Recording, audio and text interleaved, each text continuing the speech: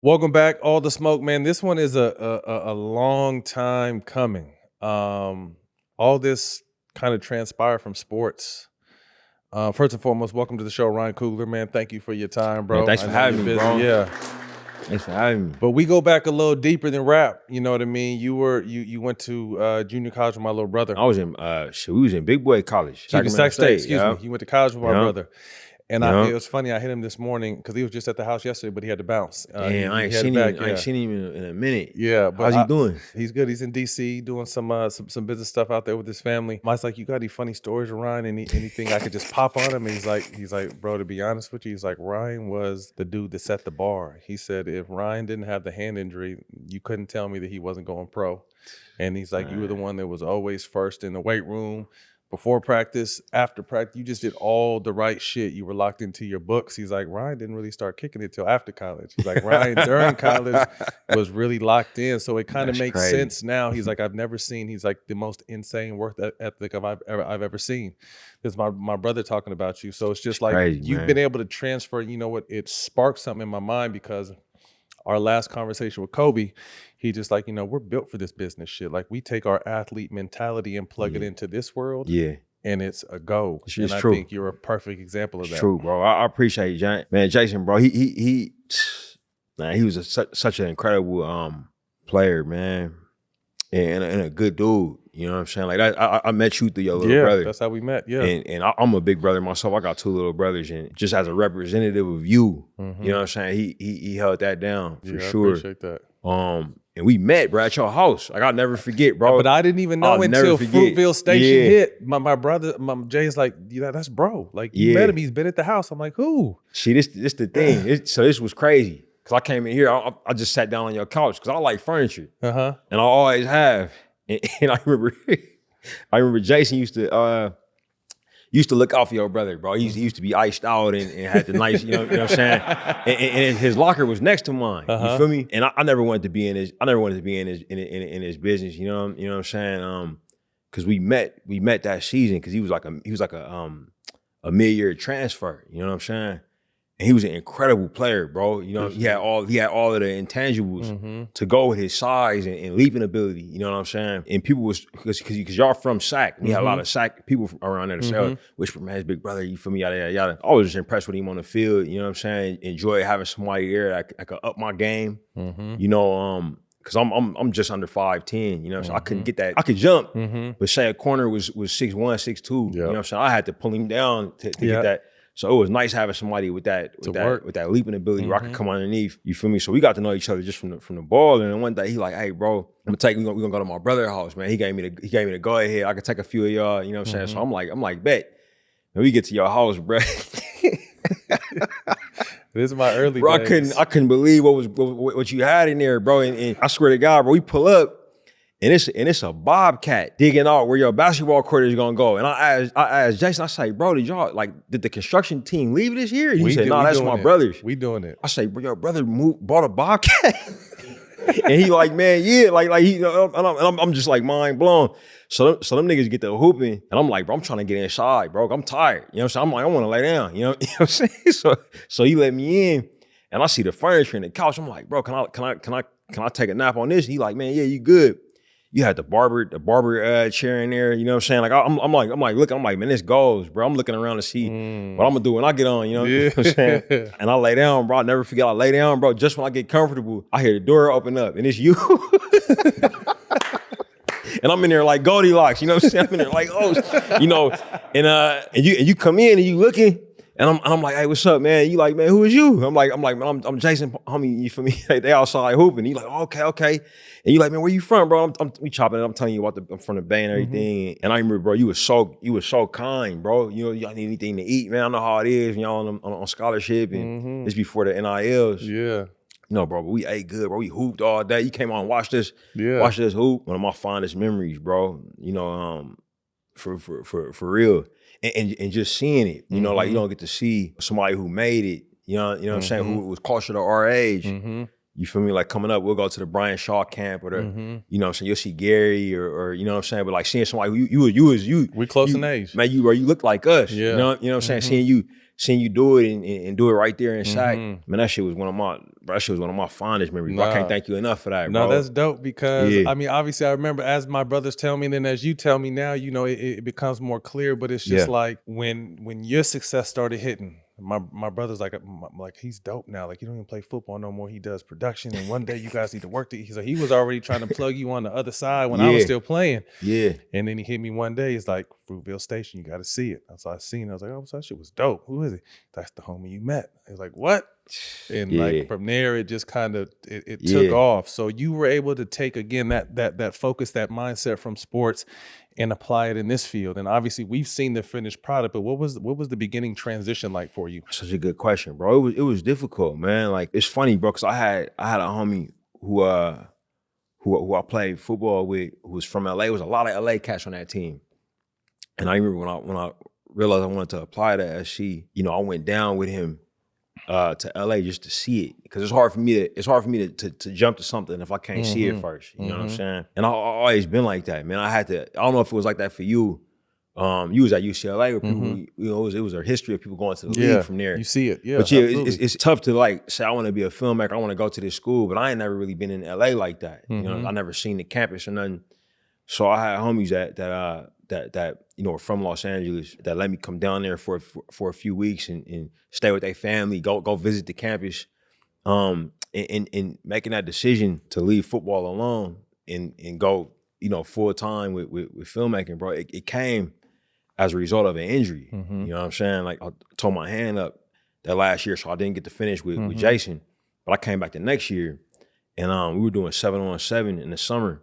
And bro, I'm not gonna lie to you, bro. I was having like the off season of my life, bro. I was healthy, getting faster, stronger. You know what I'm saying? Like we had a great offense, and I'm out there with a cat that's trying to walk on, and he hit me on a post route over eager. You know, so I don't think it was his fault, but he connected with, you know, elbow on my face here, and I broke my cheekbone, and it sat me down for like, I want to say 2 months. I couldn't do no football activities. I ended up playing that season, but it was 2 months where I couldn't do nothing, couldn't do anything but support the teammates from the sideline. And that was when I did my application for film school. That was when I didn't have no excuse. You know what I'm saying? Not to. How old are you at this age? I'm 21. Okay. Yeah, I'm 21. That shit changed my life. One of them injuries, it was like injury that was like a good thing that happened to me. Ended up having a good season, but my mind was on that filmmaking, bro. You know what I'm saying? Like that bug had hit and got accepted. I think right after we played UC Davis, I got the news, and then decided, man, I'm going, and moved to LA. And bro, it was hard, man. Like being away from the family, being away from my team, and the biggest thing, which you know, I'm so pleased to see you and all the other athletes I admire navigate, was like the loss of my identity. Navigating that, because people ask me, like, who are you, what you do? And I would always say, I'm a football player. That's gone now. Yeah, now I'm in LA and I'm in film school. Like, that doesn't translate. Nope. You know what I'm saying? And nobody knows me. You know what I'm saying? Like when you play sports, bro, it's like, that's so-and-so. Yeah. Yeah, even if they don't know you, they know you. You know what I'm saying? And that was gone. And it left me feeling pretty empty, bro. I'm not gonna cap. Like, so had to, find a new way of making relationships and working on set, and realize it was kind of a team structure in that. Also realized my experience as an athlete enabled me to be able to outwork anybody who I met. No question. You know what I'm saying? Like people would complain about 12-hour days, and like, for us, bro. To life. Yeah, like we never off, you know what I mean? Like, and I did appreciate that aspect of it, and I just kind of looked at everything from an athletic perspective. Like, people would talk about, oh man, they would say, they'll bring me in class and say, hey, this is the most competitive environment you're ever gonna be in. Like, and I was just like, wait, what? Like, ain't nobody trying to hit me, hurt me. Right. Like, you know what I'm saying? Like, you know the vibes, bro. When somebody, when you playing sports, somebody actively trying to stop you. Coming for you. Physically. Right. You know what I'm saying? You was an enforcer, bro. So you playing games with a target on your back. You know what I'm saying? And you gotta go earn money for your family. Yep. Well, it's another version of you that will earn stripes if they knock Matt Barnes out the game. Let me sit Matt Barnes on his ass. That's me doing my job, right? It's none of that in this. You feel me? It's really just time and money. You know what I'm saying? So I was looking around like, oh, I could really do something here. You know, it was helpful for me to go straight from sports to film once I was able to navigate the mental. You know what I'm saying? Yeah. And there's so many like filmmakers were athletes, bro. Like not all of them talk about it, but when I get with them, I realize, I realize, oh yeah, like Ramel Ross, who just did the Nickel Boys, man, he played at Georgetown. You know what I'm saying? He hooped at Georgetown until he got hurt. Barry Jenkins, you know, was a football player in Miami. You know what I'm saying? And Terrence Nash played football in college. You realize that it's a lot of crossover, and I admire y'all, bro, because I'm watching y'all like make this like the damn near a seamless transition to the point where, you know, like Drake got a podcast while he hooping. While you you playing, right? Like, you know, it's different. Like bro, I love it, bro. It's a new time, you know. It's it. a new time because, again, you know, you came up in the era. I'm only 4 or 5 years older than you. Like, stick to your job. Shut up and dribble. Play for whatever you do it. 100%. And it's a time and age now where obviously that doesn't apply. I feel like as athletes, like it clicks. Like, okay, I can do this. As a filmmaker, at what point for you did you feel like, okay, I can make this could be my career? Man, keep it 100, bro. It was people saying it to me. Like outside people. Yeah, people will watch something that I made and they would say, oh man, like, man, you got something. This is really good. Cause to me, what I was making was not good. You know what I mean? I'm comparing it to what I'm seeing when I go to the movies. You feel me? But it was also like my football teammates, bro. Like they was in my first movies. Okay. You know, and they would get fired up. Like they was in on it. Like, your success. Yeah, when I put my application in, they was all like, hey man, you heard back yet? You know what I'm saying? Did the SC say anything yet? That's like dope. when you get in your, you know, like, and then when I got in, bro, man, I'll never forget, bro. They celebrated like we won a championship. Hell yeah. You know what I'm saying? Like, bro, I remember because your brother it was a year after your brother had graduated, but I remember where his locker was, bro. Like this, he's just fine. You know, these people become your family. You know, you know what I'm saying? And bro, like the day I got in, bro. When I told everybody, man, you would have thought, right? You know, it was national championship. You would have thought, you would have thought we won everything, right? And still to this day, like I'm finna have a screening tonight, and some of them gonna pull up. That's dope. You know what I mean? They got families now, and babies, and they kids watch my movies. That's dope. You know what I mean? Yeah. All that to say, man, like to see y'all, bro, navigate this shit, cause I was not a big time player, but we was 1AA school. You know what I'm saying? Bro, for an NBA player to retire, you know what I'm saying? The identity crisis that must cause, because I had it when I was, you know, I was small potatoes compared to, you know what I'm saying? And to see y'all like carve this lane, bro, like straight in the media. And how the impact that y'all having, you feel me? I was lucky with that, to be honest with you, and just personally speaking, I got to a point where we had won a championship in Golden State in 17, and I still had 2 years. Yeah. Hey, that's the. Hey, I'm gonna just real quick, bro. Hey, this the We Believe journey. That's the first thing he pointed out up here. Hey, zoom in on this shit, bro. Yeah. That's what We Believe. Yes, sir. Hey, bro, you knock off that one sheet. Yeah. Hey, bro. Hey, they don't know about that, bro. Yeah, it's different. Hey, they don't know about that, bro. It's a legendary team, you know man. Hey, they don't know about that. Hey, they would think that team won a championship. We didn't do shit but win the first round. That was it. Hey, we knocked off Dirk and them. That's it. You know what I'm saying? Hey. Yeah, but I mean, you know, to my point, I mean, I still had 2 years left on my deal, but I think I was ready for what was next. You know, I had 15 years behind me. I wanted to be more present in my kids' lives, and I was ready to make that jump. So when I made that decision to retire, it was like, okay, what am I going to do? I've made some investments that I was solid with. I was a big cannabis advocate, so I'm going back and forth to the league, talking about the league, you know, reevaluating their policies. And a friend of mine was like, you should do media. You know, you were so well spoken. You should try media. I was like, nah, I don't really fuck with the media. They're like, well, change that tone. You know, although who was it that said this to you? A girlfriend of mine.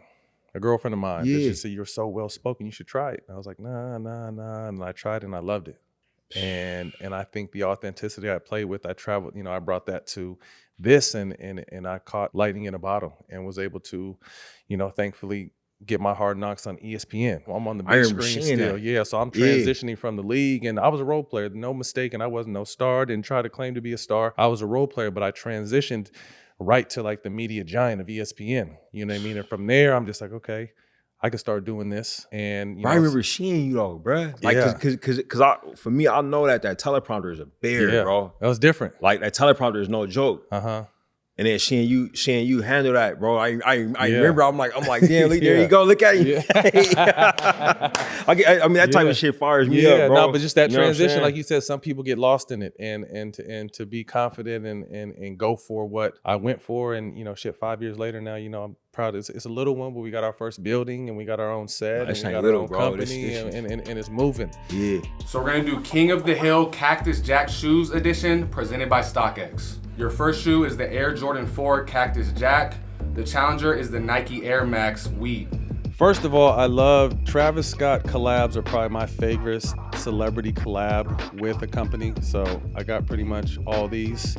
The first one is Air Jordan 4. I'm not much for a 3/4 guy. I got to take the lows right here. I'm going to take the Wheat Boys, and I need these StockX. I have the brown ones. I need the peanut butter wheats. So the Travis Scott Nike Air Max Wheats or the PlayStation Travis Scott Nike Dunk Lows? I'm going to go with the wheats. Alrighty, so we got the Travis Scott Nike Air Max Wheats or the Nike Air Max 270 React Cactus Trails. These are big.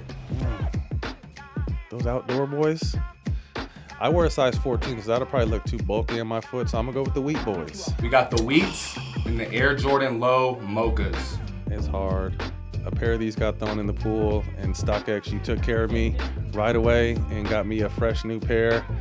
I gotta go with the OG Mochas. So the Travis Scott Low Mochas or the Travis Scott Air Jordan 6 Medium Olive? Hey, these are fire, and Army Green is my color too. And I don't wear high tops though. I gotta go with the Mochas. These are fire though. If I was gonna wear high tops, I'd definitely wear those. So we got the Mochas or the Air Jordan 1 Fragments? I need the fragments and the low top, and you could probably take over the Mochas, but I gotta go with the Mochas now. The Mochas or the Jordan 1 Low Reverse Mocha? Those ones get dirty too easy. I gotta go with the original Mochas. The original Mochas or the Jordan 1 Low Black Phantom? These give me Air Force One, black Air Force One energy. I've actually gotten a fight in these before. So I'm gonna go with the damn, these are cold. I'm gonna go with the Mochas. We got the Mochas or the Nike Air Force Travis Scott Cactus Jacks. I haven't seen these Air Force Ones. Yep. I haven't seen those. I'm gonna go with the Mochas though. Those are hard though. The Mochas or the Air Jordan 1 Lows Medium Olive. I like these. These are in a golf shoe too. By the way, StockX can probably use those in my golf bag. I'm gonna go with the Mochas though. Mochas and wheats were the champ. I need the wheats and I need the medium olive golfs. This episode is brought to you by DraftKings Pick 6. I've teamed up with DraftKings for their new Pick 6 app. The season's over. The first round of the NBA playoffs are here. Make sure you check out the DraftKings Pick 6 app today and use my promo code SMOKE. Right now, all new customers pay $5 and get $50 in Pick 6 credits instantly. Download the DraftKings Pick 6 app now. Sign up using my promo code SMOKE. Only at DraftKings Pick 6. The crown is yours. This episode is brought to you by Mando. Mando's whole body deodorant has been my go-to ever since they sent me products. It's created by doctors to keep me super fresh, and it's safe to use anywhere on your body. Controls odor for up to 72 hours. All products are baking soda free and paraben free. Mando Starter Pack is perfect for all new customers. It comes with a solid stick deodorant, cream tube deodorant, and 2 products of your choice. I chose the mini body wash and the deodorant wipes. I actually switched over to Mando. When they became a partner of the show, I gave it a try and I fell in love with it. So I used this body spray and the deodorant. And let me tell you, it works well. As a special offer for all listeners, new customers get $5 off a starter pack with an exclusive code. That equals up to 40% off your starter pack. Use code SMOKE at shopmando.com. That's shopmando.com. Please support our show and tell them we sent you. Smell fresh, stay drier, and boost your confidence from head to toe with Mando. You come out the gates, although I know it wasn't your first project, it's the first project that the world really got to see in Fruitvale Station. Why was it important for you to base your first project where you came from? It's a great question, bro. Like, I pitched Forrest Whitaker 3 projects. Fruitvale was one of them, and that was the one I believed in the most. I was still in film school, man. I literally left class to go sit down with his producer, and then left class again to go sit down with him. And I was blessed that like one of the projects that I made while I was in film school, which nobody will ever see, it impressed the teacher there who then remembered me years later when somebody from Forrest Whitaker's production company reached out and said, hey man, is there any young filmmakers we should get to know? Really? This is after you had already left? No, I was still in school. Oh, you were still there. But the guy, man, rest in peace, bro, he passed during the pandemic. His name is Jed Dannenbaum. He taught me my first semester when I was at SC. That first semester when I left football and went to film school in LA, he was my directing teacher. And one of the first projects that I made in that class, he pulled me to the side and was like, hey, man, you got something. He was like, how did you come up with this idea? And you know, and he and I got close. You know, he made a recommendation for me to Forrest Whitaker's production company. Forrest Whitaker's production company is run by a woman named Nina Yang Bon Jovi. She married to one of the Bon Jovis. She sat me down and you know, kind of said, hey, what kind of movies you trying to make? You know, and Fruitvale was one of the ones that I was working on. And they said, hey, let's make that one. I had a homie named Ephraim Walker, who's a filmmaker now, but he was a law student at SC at the time. He went to James Logan in Union City for high school, wrestled there, went to Howard. I think he wrestled at Howard. And does he fuck with Deion Taylor now? He does. Ephraim. Yep. Yeah, okay. Ephraim. Yeah, Ephraim Walker. no, bro. Yep. So Ephraim was working on that case. He was interning with John Burris. And then he was working full time for them and a guy named Dante Pointer. You know, they all in the office in East Oakland. Not far from my wife was working at the time. And so I was, you know, going back and forth from there and you know, getting to know John Burris and then got to know the family. And then, you know, we made the film. And I think the film's impact, because it was a very low budget independent film, but I was able to be very potent with that money because I knew the world. Yes. You know what I'm saying? I didn't have to spend time researching the world. I was just researching the people. You know what I'm saying? And we were able to execute that. And I think that knowledge of the Bay Area helped me to make a better film about it. You fast forward to Creed, which is my next project. You know, I was making a movie about a place I didn't know in Philly. So I had to do that work to get to know it, to get to know the sport of boxing and to get to know that city. You know what I'm saying? And it was important to me because, you know, I'll be crushed if we put a movie out about a place, you know, and the people say, hey man, y'all got it wrong. That would kill me. Cause you know, people get Northern Cali wrong a lot. You know what I'm saying? They get us twisted all the time. And a lot of that is media produced. That's being done by people who don't know it. Not from there.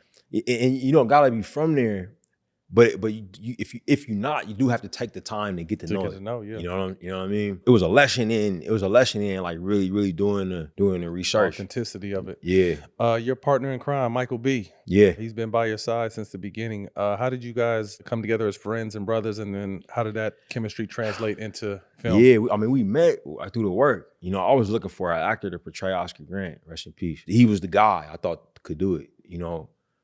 He kind of had the appearance, had the age, the intangibles. But then when I met with him, I saw something special in him, man.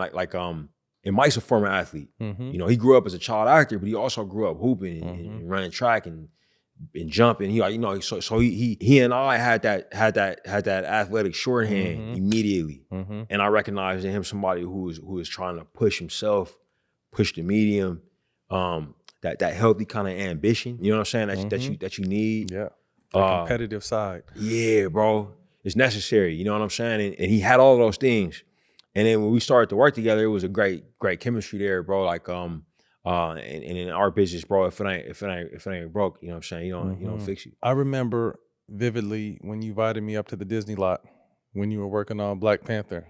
And we walked around and we just, you know, we keep it what we said. What we talked about, we keep to us. But just looking around, bro, that was a whole nother monster. Yeah. And you're young, a Black man from Oakland on Disney's campus, running from building to building, creating one of the biggest movies ever. Like when you kind of look back, obviously as athletes, we don't really look back until we're done. Yeah, you trying to keep it going. Yeah. But at the same time, I just know, I mean, obviously with the success of that and as you continue to grow each project and each film, take us back through that time when you were making that and your first time on that campus and moving from big room to sound stage to this, to that. Come look at this. And I'm just like in awe. Like I'm a former professional athlete, been around everyone, seen the world, and I'm walking on Disney campus with you just looking around and we're both kind of in awe. Yeah. I mean, it was a special time, bro. Like you can't really recreate that time. It's interesting, bro, because I was talking with I was talking with James Samuel and Hove, and they was talking about the quality of magic being in the air at certain times. You know, and knowing Hove, he was talking about when he made Reasonable Doubt, and the fact that Nas was making something like Illmatic, Wu-Tang was doing what they was doing, Big was making Ready to Die. Some in the air. It was in the air. Mm-hmm. That's how it was in frankly in Los Angeles at that time. You know what I'm saying? Jordan had just made Get Out. Ava was on campus. She was making Wrinkle, but she was coming off of making Selma and launching a whole television show. And Dot was doing his thing. But Nip was also, you got to keep in mind, Victory Lap dropped right around that time that came out. Crazy Rich Asians came right behind our film. It was a time where it kind of felt like anything was possible, And yeah, I didn't think much of the fact that we were doing what we were doing, man. I had that cast, man, with Chadwick and Mike and Lupita and Forrest and Daniel. You know what I'm saying? Like it was a bunch of people who could lead their own movie. That was on under one umbrella. We was kind of bursting at the seams. You know what I'm saying? Sterling K. Brown in 2 scenes. That movie. You know what I'm saying? And what Ludwig, my composer, was doing with Childish Gambino. You know what I'm saying? Like that was going crazy. It was all in like I didn't have time to observe exactly what was happening because I had so much work to do. You know what I mean? But it also was like a feeling of I was bringing the homies to the camp. I was bringing because I don't know when I imagine it might not work and I might not get it again. So like, come look at this, Yeah, that shit was dope. Yeah. And with that being said, in the outstanding cast and the people you work with, what was you're still fairly new at this point. Yeah. Like what was your kind of mindset and leadership, and how did you kind of navigate and move pieces to make such a special project? I don't get that movie without doing Creed. And Creed had his own element of that. Like Sylvester Stallone, like who's a legend. A classic. Yeah, he was a legend, and having to earn his respect. And the producers behind him, Irvin Winkler and Robert Chardoff, rest in peace. These were people who were making movies before I was before I was born. Right. And I'm talking to Stallone about writing. He wrote every word of every Rocky movie. Did he really? I didn't know that. Every word. Really? He had no co-writer. Wow, that's work. That's what dope. I'm saying? And when I say he wrote them. Like that's how he wrote. So for him to give me his blessing. Right. That's big. You know what I'm saying? And he the type of dude, he not giving me his blessing in public. I'm letting me at his house when he's saying, all right, man, we gonna do this, That was his own kind of weight to bear and have it, coming off of that. I just got married in 16, and then we was off to go make this movie, bro. And it was hard. I would oftentimes have these moments where people would say, okay, man, it was like what I had with Stallone, with Kevin Feige saying, all right, man, we making this. I would meet with Alan Bergman, who was over there at the time, and I would sit down with Iger, bro, who the big boss. Big boss, yeah, like he ran everything, like Marvel was just like a part of. It was like a small line in his whole portfolio. Right. You know what I'm saying? Like he also ran ESPN and also ran ABC. And in meeting with him and him saying, man, I think y'all got something here. So it would be these checkpoints. And the biggest one was Chadwick. Just kind of validations along the way. And the biggest one was Chadwick. Chadwick was convinced we was making the next Star Wars. Wow. He would say this, you know what I mean? Really? Like he would say, man, this thing is this. He would say on set, like, man, it's huge. Man, this is big. This, because we had like, aircrafts and shit. He was surprised at that. He like, man, you got these aircraft. Man, look at this, man. This is we doing Star Wars. Like so. I'm like, man, Chad, you tripping?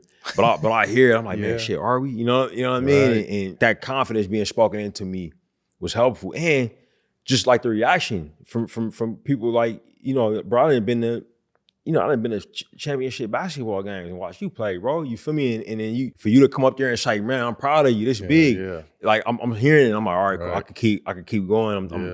It helps you kind of run. Yeah. You know what I'm saying? Until you get to the end zone. You know what I'm saying? But that time was a special time. We didn't know how good we had it, bro. Yeah. To be honest. Yeah. Like we didn't know how good I could have, hit Kendrick up and he already boom and Top say, all right, we doing a whole album. you know what I mean? That's crazy. Bro, I hit Dot for a song. I'm like, Yeah. maybe he'll do a song. He Did the just whole dropped album. Damn. I know he tired, he on tour. Man, hey, we got a whole album for you. Come pull up, come listen.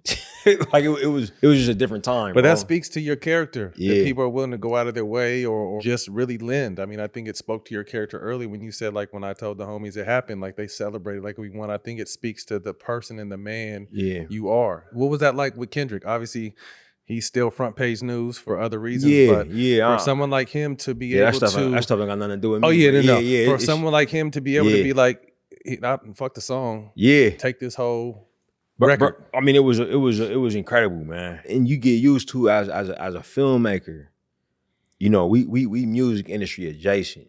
You know what I'm saying? Like there's crossover there, but it's completely different things. And sometimes the relationship can be symbiotic. You know what I'm saying? Every once in a while you get the Bodyguard album or soundtrack. You know what I'm saying? Like, or you get, Friday. where you can Friday or Above the Rim or every once in a while you get that kind of synergy where it doesn't feel fake. Yeah, they both make sense. Yeah, it makes sense. You know what I'm saying? But for me, bro, like I'm looking for like a song generally.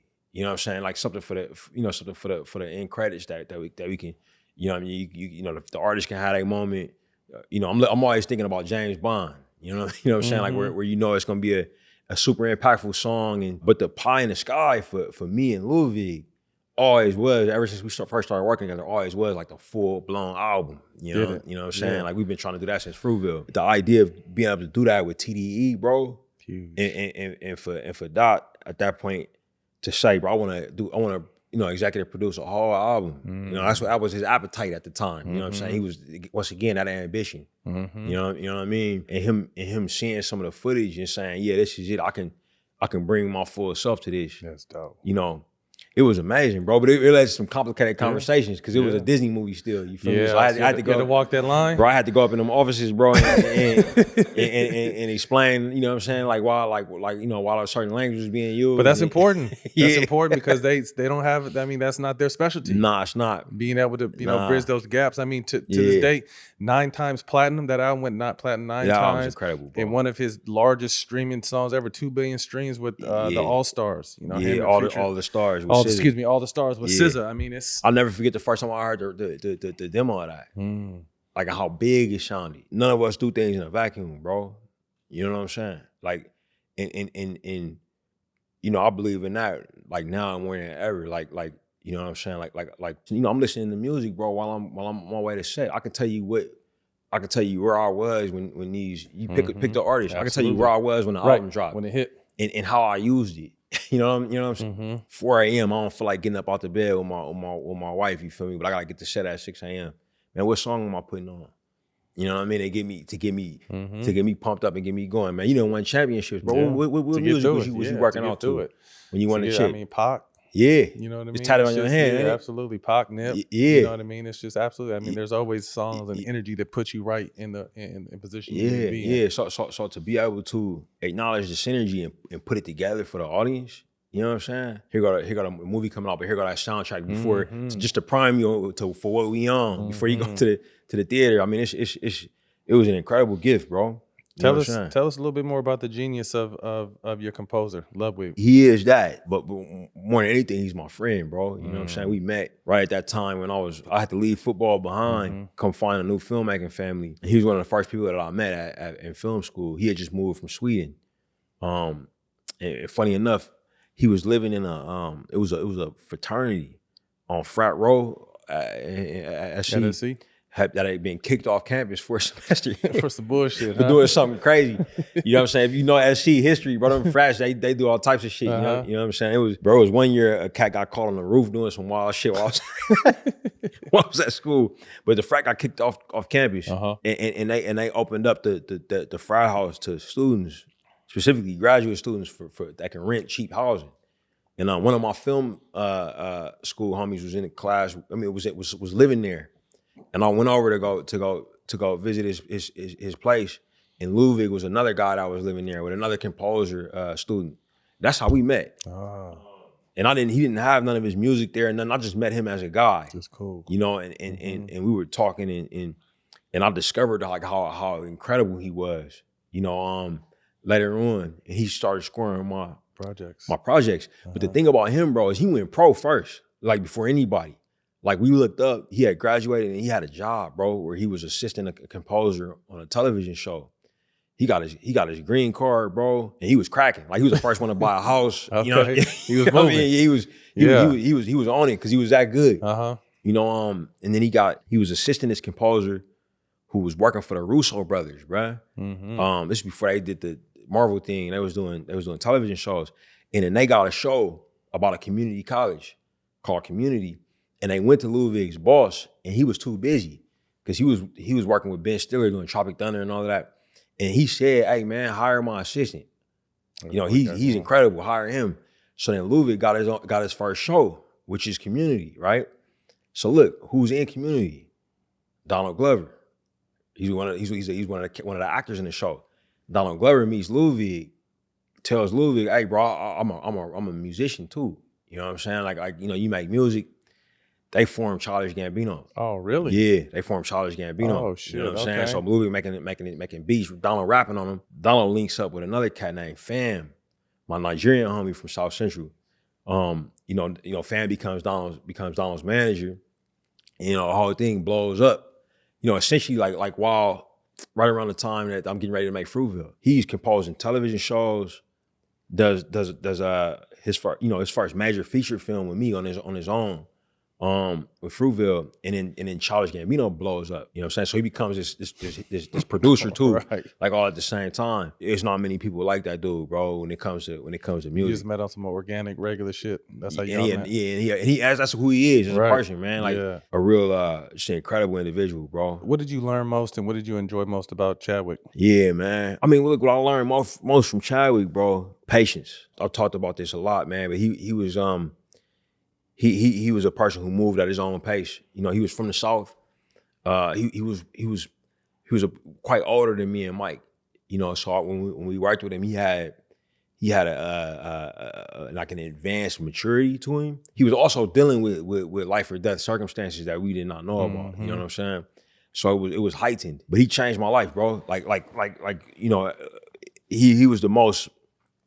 He was a meditator and a martial artist. You know, he was extremely in control of his ability to focus. You know what I'm saying? When you were with him, he wasn't the type of dude to be checking his phone and to be distracted. You know, he was with you. He was the single most focused person I ever met. Wow. You know what I'm saying? It was, looking back on it, it was incredible, and it's something I aspire to, bro. To be honest, like to be able to be that present with people. You know what I mean?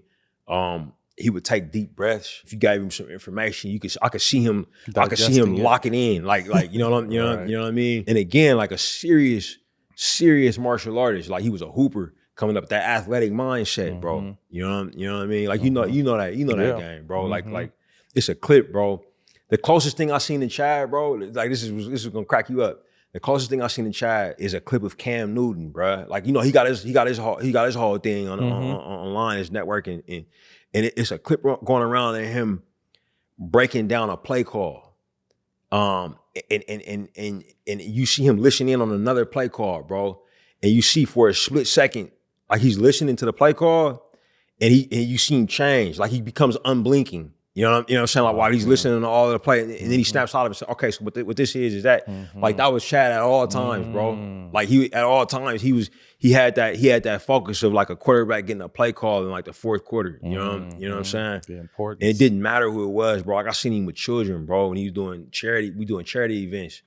A kid will come up to him, hey, Mr. Boseman, can I get your autograph? You know what I'm saying? And you'll see that same level of focus. He had that shit for everybody. You know what I'm saying? To see a guy who was close to our age, who was able to manipulate that, you know what I mean? Like that was the biggest thing I took from him, bro. That's deep. That's deep. Rest in peace, man, for sure. Yeah. What up, y'all? This is Matt. Your boy Stack. From the All the Smoke podcast. Big news. We're teaming up with the ultimate sneaker plug, StockX. You see it. It's on our feed. Let me put you on to something real quick. If you're serious about sneakers and style, you need to be on StockX. For the rares kicks to the latest releases, StockX gives you access to everything you need to level up your game. No more missing out. Just straight up access to what's next. Head to StockX.com or download the StockX app to level up your collection. It's the game changer. StockX. Now you know.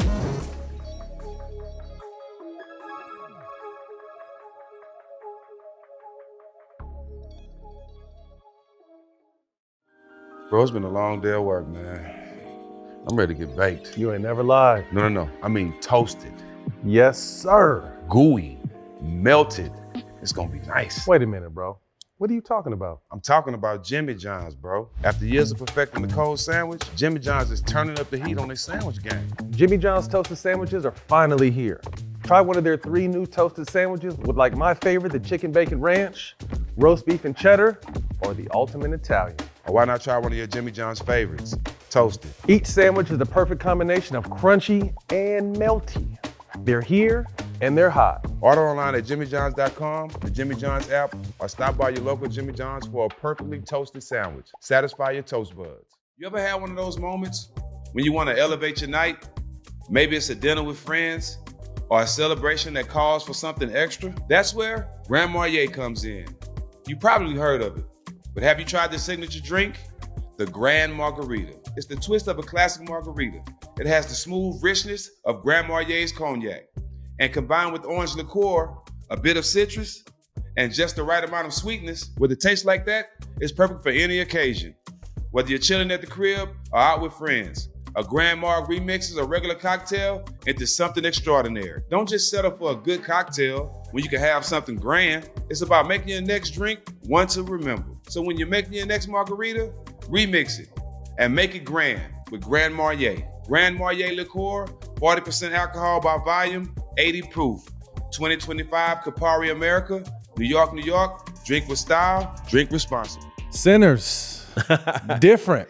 Yeah. Different. I didn't know what to expect. You know what Yeah. I mean? When we got a chance to see it a couple weeks ago, we couldn't stop talking the whole way home. I mean, where did the idea of Sinners come from? Obviously out April 18th. Yeah. Make sure you check it out. Robert Johnson, we did a little studying on him. We dug in on that. So Yep. there's some urban legend to him. Yeah. But talk to me about the thought process and you putting that project together. It came from a lot of different angles, man. But the most focused angle of it was my relationship with my Uncle James Edmondson. So like, bro, where I came up, you know, I'm from essentially 2 places in the Bay, which is like, it's like sacrilegious to say where we from, but it's my reality. You know what I'm saying? Like my whole family's from Oakland, and I was born and raised there up until I was about, I want to say, I always forget, man. My wife was here, bro. I think I was either 10 or 11 years old. But in the 90s, Oakland was getting expensive, and they couldn't afford to buy a house where they was from. So right around the time I was 10 or 11, they bought a house in a city called Richmond, which is, you know, give or take 10, 15 minutes from North Oakland where I was living at before. And they bought the house, and we basically had been there since. You know, so my little brothers barely remember Oakland, you know what I'm saying? But for me, it was home. And it actually kind of saved me, bro, when the funks kicked up, when the beefs kicked up. Like, my Oakland homies knew me as having moved to Richmond, and then my Richmond homies to this day, they consider me from Oakland. You know what I'm saying? So it kind of saved me from a lot of bullshit. You know, from a lot of how bad it got. But a lot of my formative years, like I would say, my humility. You know what I'm saying? I learned from Richmond. You know what I'm saying? Oakland is many things. It ain't a humble place, bro. You know what I'm saying? But Richmond is. You know what I mean? It's a little like a slightly slower lifestyle, but it's also like arguably more dangerous. Watch your back. Absolutely. You know what I mean? Like, and my uncle, right after we moved to Richmond, my uncle bought a house like maybe a 10-minute walk in Richmond from where we was from. So that was my only other family that was in Richmond. So I used to be out there. My parents was cool with me walking to his house. So that was when I got old enough to have a little bit of independence. You feel me? Like I would walk down there to his house and sit up under him, you know, just to get out from under the house. And his thing when he was off work, you know, and he was a World War II vet, and he worked in a steel mill and all type of, you know, but you know, he had a more chill job in that era. And when he got off work, he liked to either watch or listen to on the radio the San Francisco Giants. He would spin blues records on vinyl, and he would drink Old Taylor whiskey. You know what I'm saying? And if the whiskey was cold enough, and the song was good enough, I might get a story about Mississippi. You know what I mean? And each one of them stories was crazy. Like I found out my uncle was a G. You know what I mean? from these stories, and like he came to California on the run. You know what I'm saying? Because he had got into it with his white boss or something. You know what I'm saying? And had to flee in the middle of the night. And that was kind of like my introduction to blues music. I didn't think of it as my own. I thought of it as it was something that belonged to my uncle. You know what I'm saying? And you know, fast forward to me getting a football scholarship and then deciding to go to film school. You know, these decisions, they took me away from my family. You know what I'm saying? You know how it is, bro. You miss things. A lot of things. You know, you on the road, you miss a birthday. Yep. You miss a wedding. You know, next thing you know, you missing funerals, right? You know what I'm saying? I was in LA working on Creed. Basically, all of 2015 is when my uncle's health took a turn for the worse, when he got diagnosed with terminal cancer. And I'm in Philly away from him, and I'm in LA finishing up the movie when I get to the call that he died. You know what I'm saying? And man, bro, it broke me down because I felt guilty. You know what I'm saying? Like, and it's like, man, what is this job, bro? I'm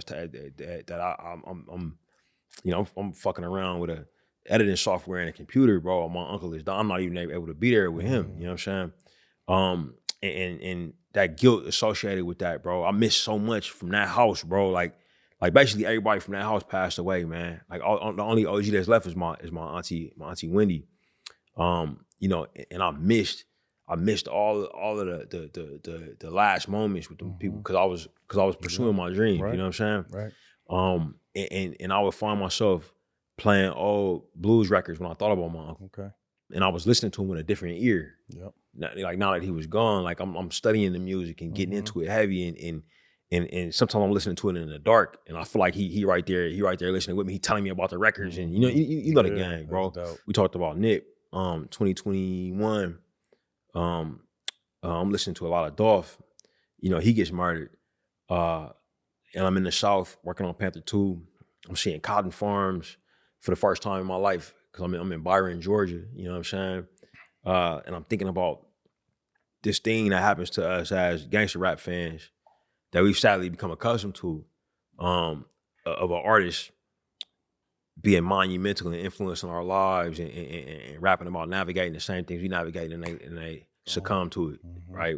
Like you said, you got Pac right here on your head and up there. Before Pac got murdered, there was a dude named Seagram from the 6ix9ine Ville in Oakland, who was like the first gangster rapper. Like, you know, Hammer was gangster, but he wasn't making gangster rap, right? You know what I'm saying? But Seagram was making that. You feel me? Like you put Seagram on, and he got signed with Jay Prince to rap a lot, and you know he got murdered.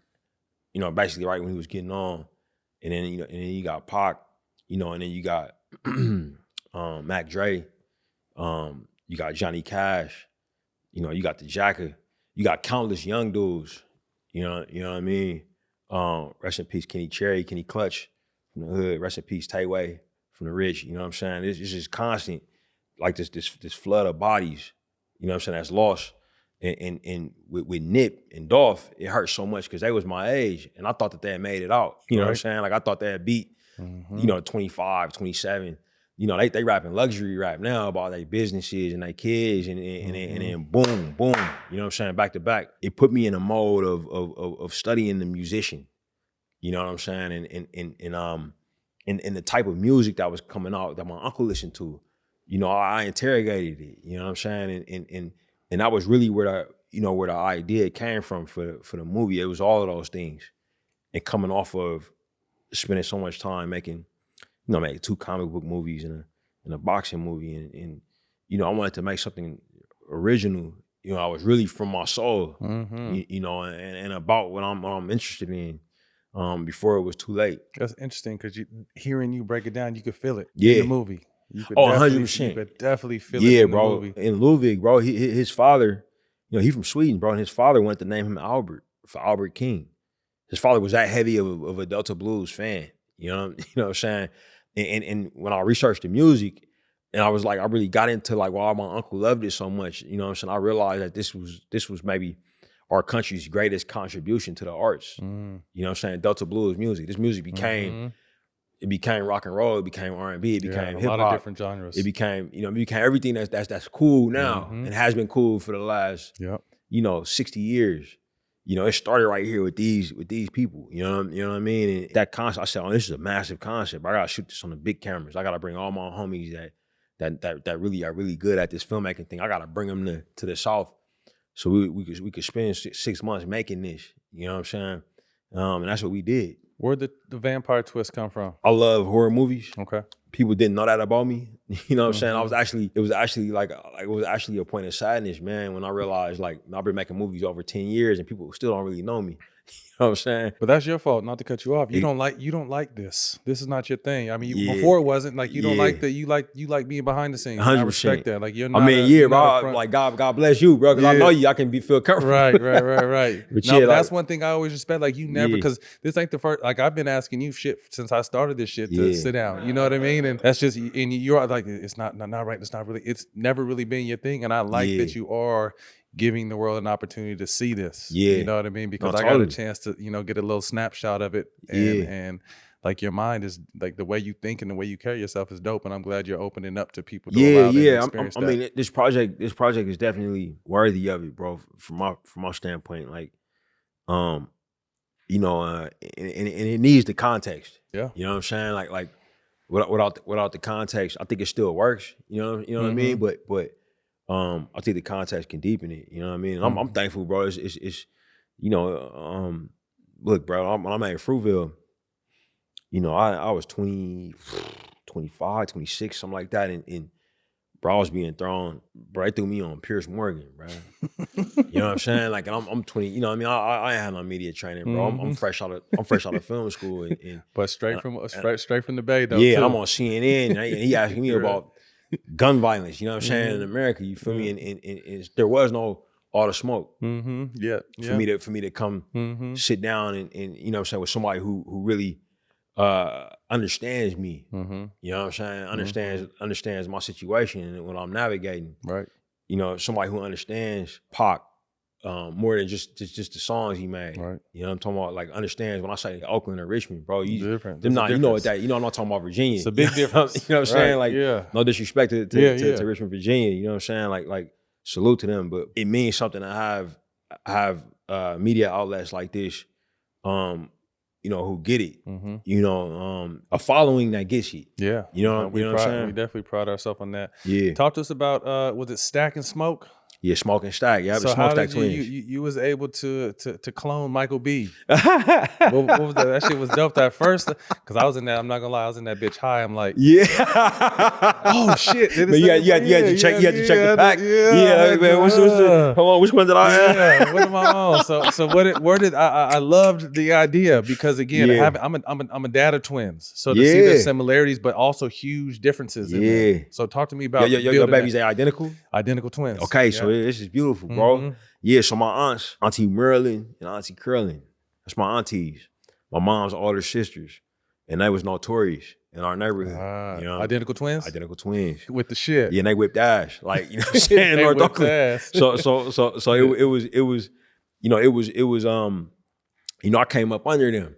So I was born into a world that had identical twins in it. You know what I'm saying? These my mom's sisters. One of them was my godmother. You know what I mean? And to this day, that house you came to visit, so the yellow house is where my Auntie Marilyn lived. Right next door, the blue house is where my Auntie Curlin lives. They live side by side, bro. Best friends. And they 70 years old. Best friends and worst enemies. Real, you know what I'm saying? Time. Like, yeah, at the same time. Like, nobody will talk more shit about the other one than them. But, you know what I'm saying? No one else can say nothing about bro, them. My wife's one of her first meetings with them, like we was in high school, and they drove her to they picked her up for my high school graduation. Because we got back together right before we finished up high school, right? And man, she got out the car, bro. Her eyes big as 50 cent pieces. Like, bro, these two women hate each other. You know what I'm saying? Because they argue the whole way, but they can't be without each other. You know what I'm saying? So I was born into knowing that dynamic, and I always been sensitive to twins, man. I always loved them. But the crazy part about me is I also have a phobia of doppelgangers. You know what I'm saying? Like you actually caught a little bit of it, because I walked in here today and one of your crew members was in that room in 2 different spaces first, and I introduced myself to her, and then I came in this room and she introduced herself to me again. So I was like, man, stop everything, bro. did I just meet you just now or did I not? You know what I'm saying? And she was like, oh yeah, that was me in the other room. I'm like, all right, cool. You know, cause my worst nightmare is experiencing, you know what I'm saying, a doppelganger. So just I got that on dichotomy within myself. You feel me? Yeah. So me putting twins into the movie was a part of that. Mm-hmm. You know, every neighborhood I come up in, they got a set of twins that everybody knows. You know, and I wanted to play on a lot of like the mythology. You know what it means to be African American. Mm-hmm. It's also when I was doing my research on the subject matter, West Africans, like, you know, our lineage as African Americans has an interesting relationship with the concept of twins. It's a Yoruba deity. It's two Yoruba deities that are identical twins, and you know, we over-indexing the birth of fraternal twins.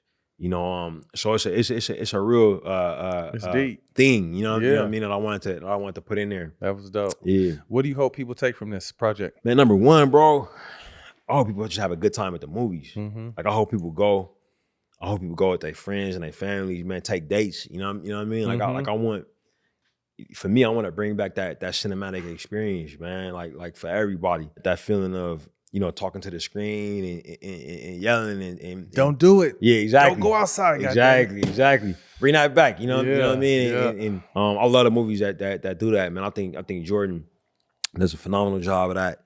You know, each time he puts something together. But it was about making a movie that can be experienced with the big audience, and at the heart of it, you know, like I said, bro, it's about these people, you know, who are us, man. They us just in the 30s. Wow, you know, back in the day, and them, you know, through the act of them affirming their humanity at a time when society wasn't trying to let them do that. Yeah. You know, they created this incredible art form and this culture around it. You know what I'm saying? Anytime you go into a nightclub today, still that's the, you know, that started there. That's the core. You know, that started there. You know what I'm saying? Real quick, I want to backpedal real quick because you took me. So that was your auntie's house you took me to. Yeah. So there's a big tie to the Black Panthers free lunch at the school was right across the street. Yeah, at Santa Fe Elementary. The first stop sign. The first stop sign at the. Briefly run through like what you showed me that day. Yeah, so where I'm from and where my family's from, man, and where my granddaddy, who was born in Mississippi and moved to Oakland, you know, where he built the second story of my family's house. Is in the heart of North Oakland. I ain't gonna give you the exact cross streets where my family is. We don't want no problems. But it's in the 50s, and around Market, and on 55th and Market, there was an intersection in the late 60s where a lot of young Black children were being hit by cars because the traffic situation wasn't set up right, and they were going to the city to try to get them to fix it because there was so many accidents, and the city didn't care. You know, because it was black kids that was crossing the street getting hit.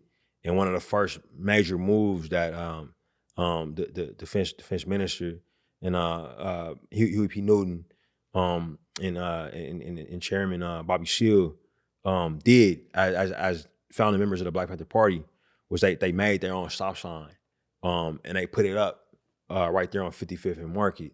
The stop sign still stands there. It's a traffic light there as well now. But that my family is from that block. My uncle Buzz, you know, was one of the, you know, original Panthers. And a lot of folks don't know that Weston, North Oakland was kind of like where their original stomping grounds. And the school that my whole family went to, that's essentially, you know, across the street from that house called Santa Fe Middle School, and that was where, you know where one of the first free lunch programs was carried out for children in the community.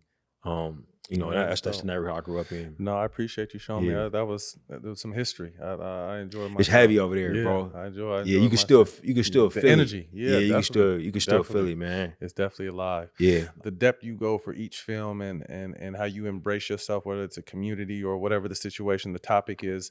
Football is natural to you. Will we ever see a football film? Man, God willing, bro. Yeah, okay. Absolutely. We need something. Yeah, absolutely, bro. Like you know, the timing got to be right. But yeah, not like the first script I ever put to paper was about that. Yeah. And let me be like an assistant coach or something. Man, if you with it, bro, yeah. Come on, I'm with it. Man. Yeah, I'm with it. I love the link. Like it's you know, like football is so cinematic, but it's also such a regional sport. Yeah. You know what I'm saying? Like I used to always be jealous of hoop because like, you know, y'all got an Olympics. You know what I'm saying? Like worldwide. Yeah, the sport can travel, man. Football, it takes so much equipment and coordination, and you know, it's just starting to travel a little bit, but you know, I don't know if it'll ever be like soccer or hoop. You know, it's more like hockey that way.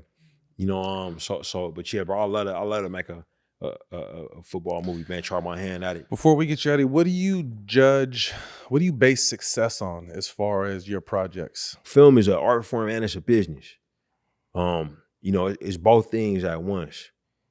And unfortunately, you know, we live in a capitalist system, you know what I'm saying, globally, you know, and the business drives it. For film, having success in that category will be the most direct dictator of whether or not you get to do another one. Absolutely. You know, so obviously, you know, and those metrics are very clearly defined. You know what I'm saying? You know, so there's that aspect of it. It's also an art form, you know, and I believe it's a language, you know.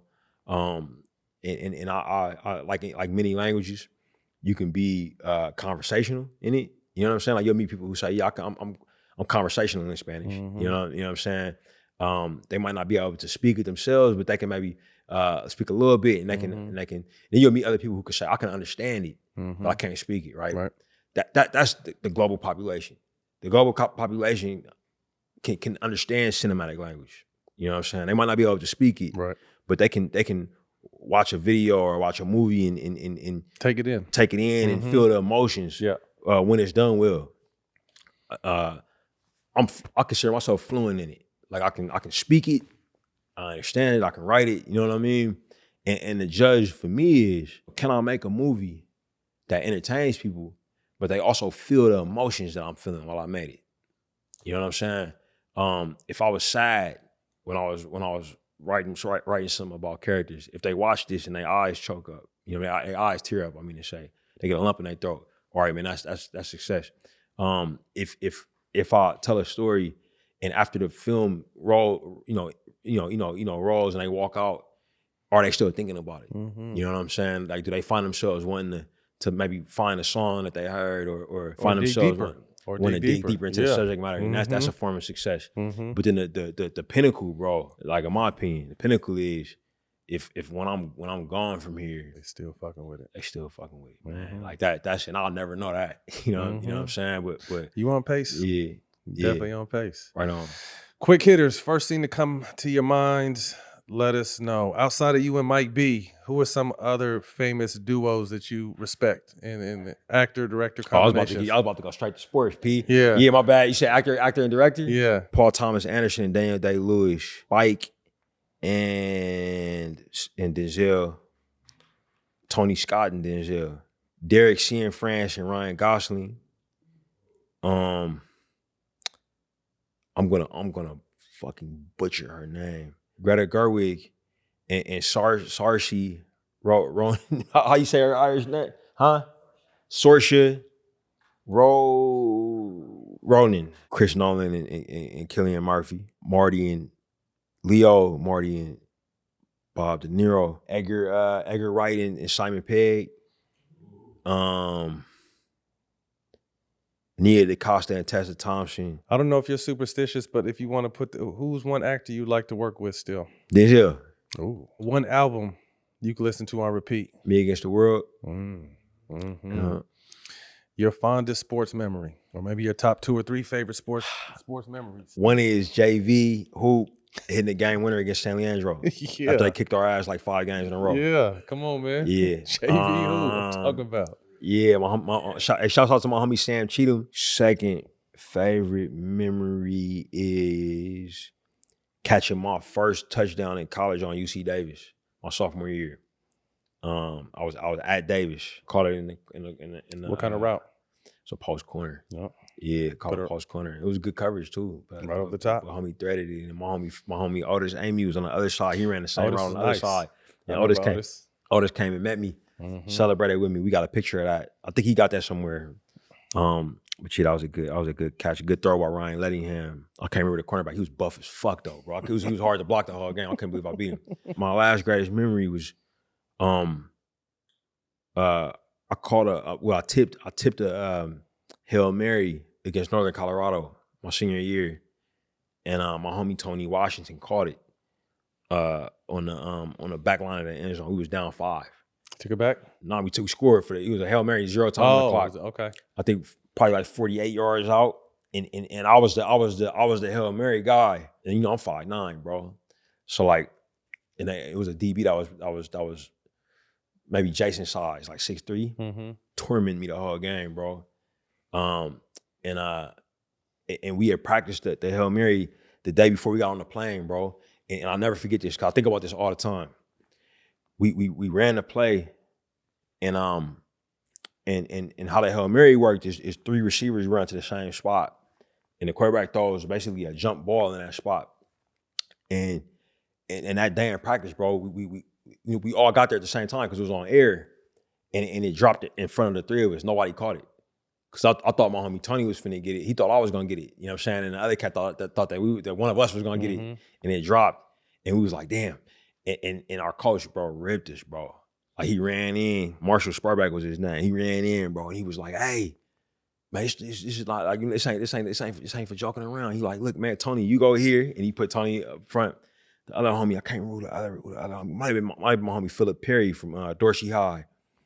Like, Perry, you go here, and he say, Coogler, you catch it. And he says, man, if you can't get 2 hands on it, then tip it. Bro, 24 hours later, bro, we game on the line. Tip that bitch. Game on the line, bro. That's dope. And you know, it's loud in Northern Colorado, it's cold. And they say, man, we running the Hail Mary, bro. And I'm like, all right. And he said, and the quarterback, he's a young dude, bro. He's freshman. He said, bro, I think I can get it there in the end zone, man. And then Tony looked at me, he said, hey, bro, if you can't catch that motherfucker, tip it, bro. Tip it. You know what I'm saying? All right, bet. Man, they throw that shit up, bro. That big giant ass corner was sitting right there, bro. And I jumped, and he trying to jump smooth too. I got up, bro. And I realized, bro, I couldn't get 2 hands on it. Cause you can always jump higher. And I'm a 1-foot jumper, bro. Yeah. So you can always go higher if you jump in here then here. Man, bro, I tipped that shit, bro. And I thought I was finna get it. Like I tipped it and I'm like, oh shit, I gotta play on this. And the big fuck fell on me, bro. You know what I'm saying?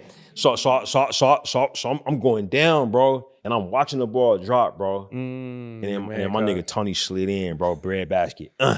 Right? Game. And he didn't know he was in. But I looked at him, bro.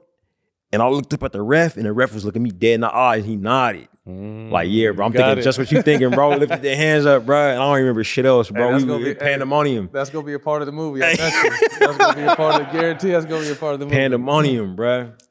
Yeah. Last question. Yeah. MJ, Kobe, Bron. What's your order? Me? Yeah. MJ, Kobe, Bron. Am I taking bias out of it? Take out or put up whatever the fuck you want. I mean, look, bro. What am I ranking? Like, what am I the ranking? Greatest, in your opinion. Bron. Okay. I'm gonna tell you why. Because he did it with social media. And it's just the devil, bro. Like, it's just the devil. Like cameras everywhere and him being on the cover of Sports Illustrated when he was a teenager, bro. Like, Jordan had to deal with that. Kobe had to deal with that too, but it wasn't as advanced as it is now. It's for him to have navigated it. And, bruh, none of them had to play Steph, bro. Dude, you know, the closest MJ had to Steph was Reggie. You know what I'm saying? The closest Kobe had to deal with Steph was Ray. You know what I'm saying? Like the fact that Bron like got 4 rings in a super team era.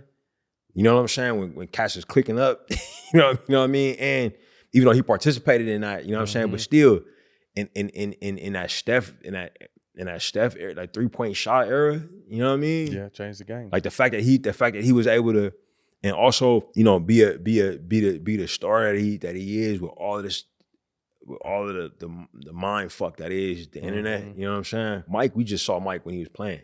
You know what I'm saying? That was it. Like he could go be who he was off camera and you know what I'm saying? So I got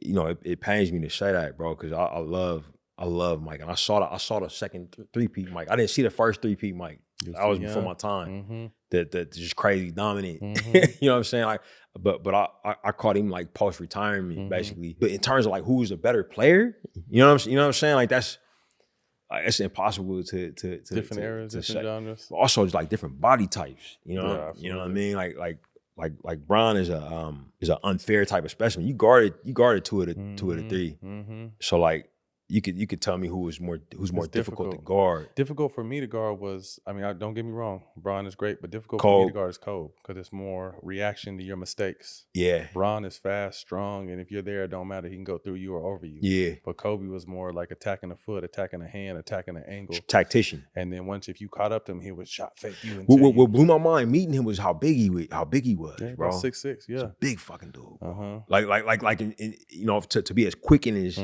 so Kobe was more tactical. Yeah, absolutely. Yeah. That's Yeah.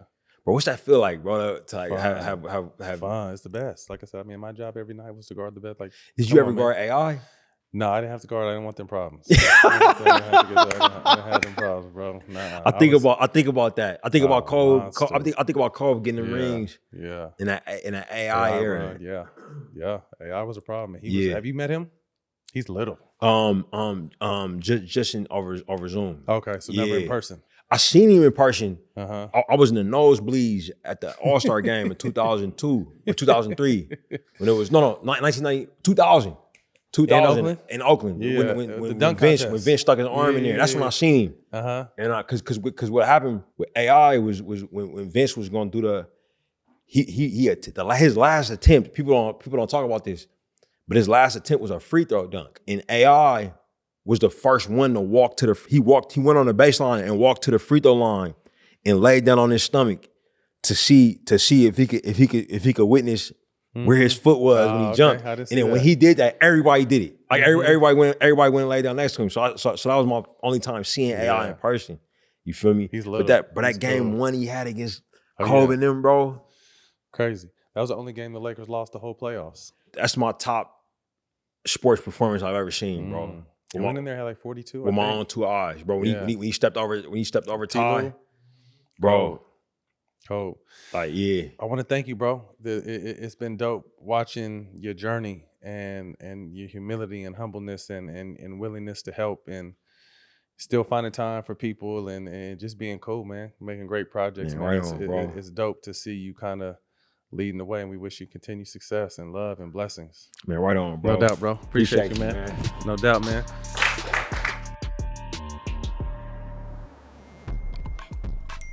Jesus.